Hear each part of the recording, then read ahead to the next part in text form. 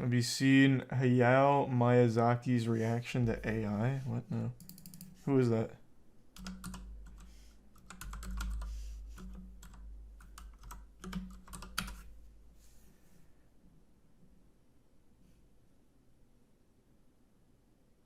I see. Yep. I don't know why it didn't register with me right away. Yep.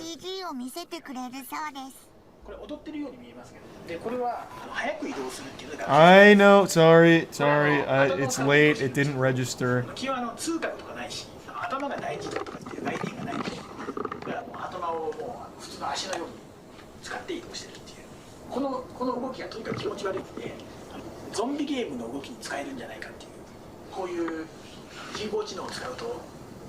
feel like I've seen this.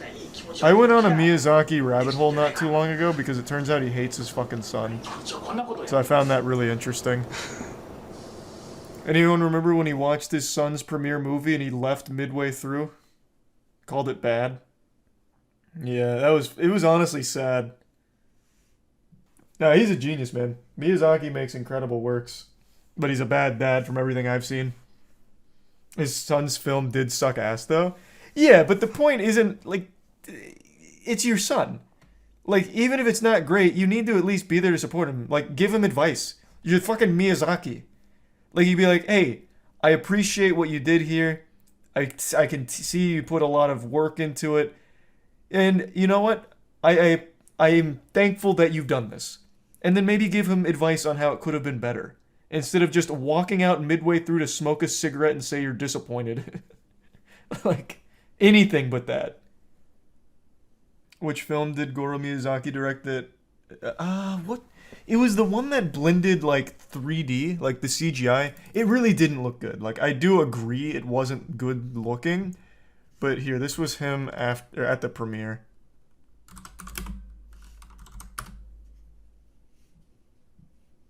Where was the full video? I think it was this. What is up? Oh no, this is a reaction to it. Where was the full one?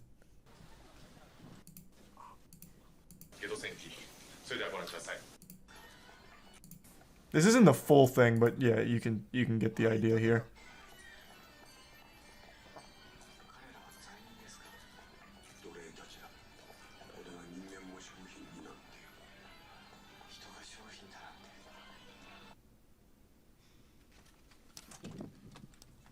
After just an hour, Miyazaki abruptly walks out. God.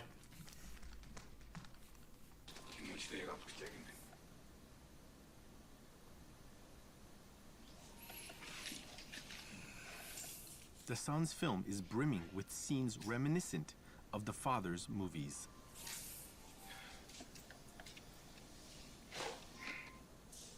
The veteran filmmaker, devoted to his work, was an absentee dad. Goro's exposure to his father growing up was mainly by watching his father's films.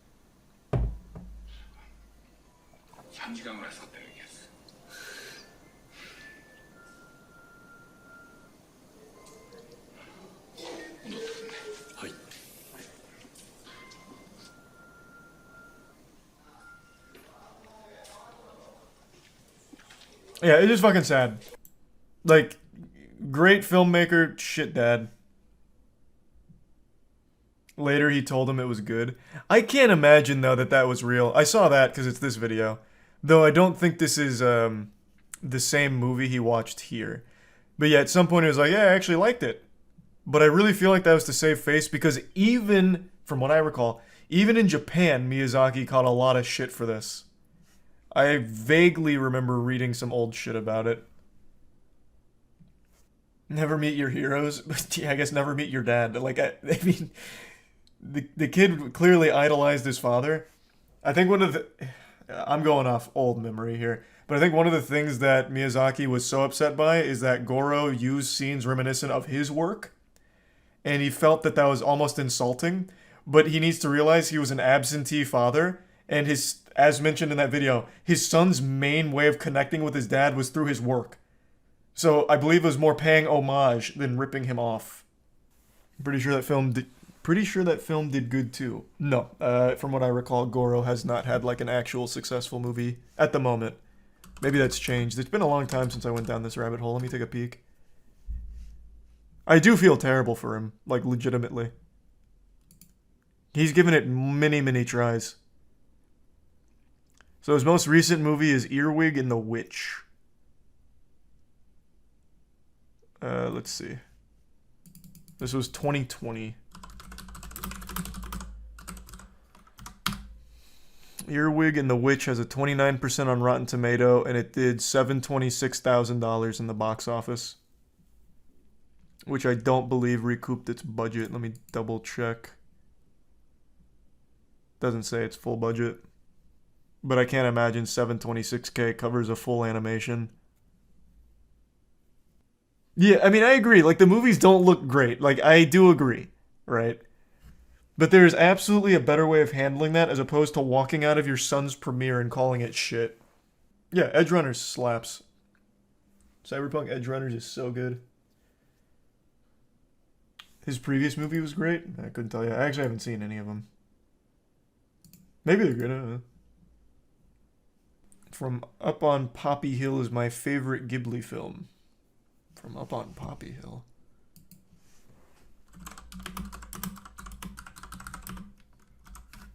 It was in 2011.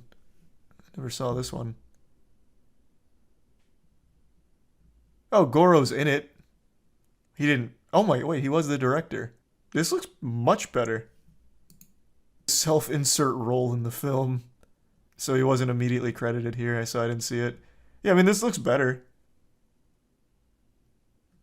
Speaking of, what's your favorite Ghibli movie? That's Spirited Away. As basic bitch as that is, Spirited Away is just too good. Studio Ghibli tier list. Oh, people would not like that. I'll give you a spicy take. Howl's Moving Castle, as well as My Neighbor Totoro, are visually beautiful, but narratively disastrous. Carried entirely by the visuals as well as the score. I still like them overall, but I went back and watched them. The story is terrible. In both. My Neighbor Totoro, fucking Totoro's barely in it, by the way, but it's just them on a very small journey to see their mom at that hospital for a minute. Then they see her and go right back. It's like a fucking worthless journey. But the movies are more about like the actual spectacle and the connection to it, I guess, which is fine. But that doesn't really forgive a really weak story. What's wrong with Howl's Moving Castle? Howl's Moving Castle has all the makings of a good story and then falls flat.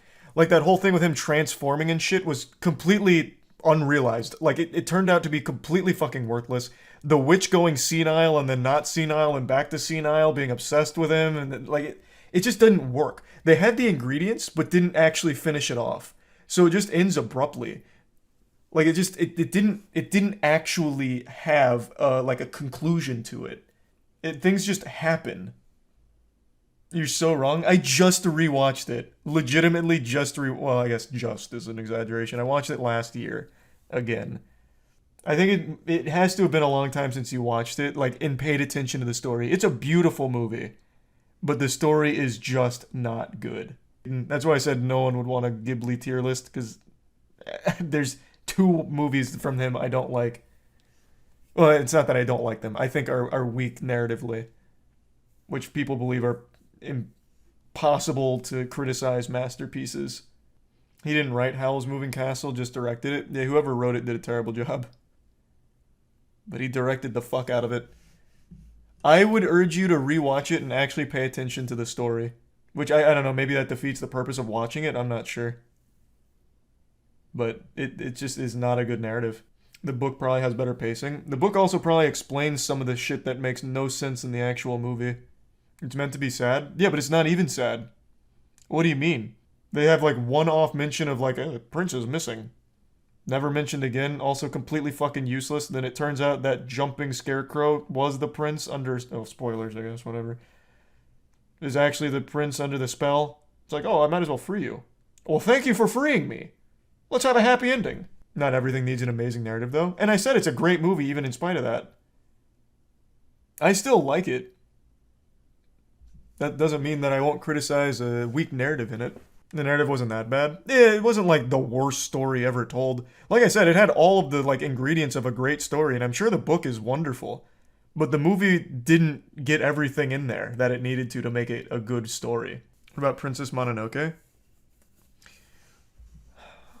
I always get that one mixed up with another one. Is Princess Mononoke the one with the fuck, this is one I haven't watched in a while.